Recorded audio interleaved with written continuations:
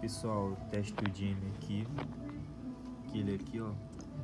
Eu coloquei ele nessa caixinha pra ele ficar certinho dentro da mochila.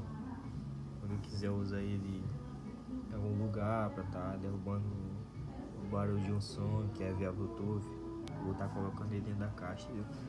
Esse aqui é o tipo C, a entrada tipo C.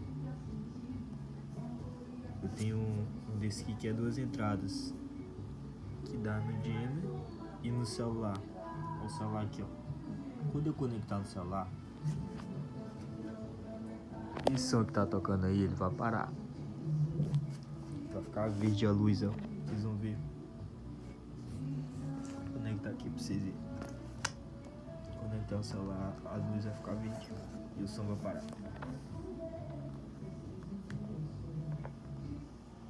Pessoal.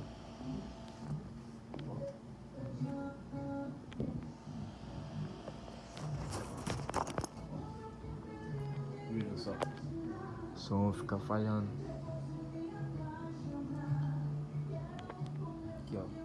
Pode ser tipo C pro celular ou o cabo normal, aquele cabo USB que dá no carregador, na cabeça do carregador, entendeu?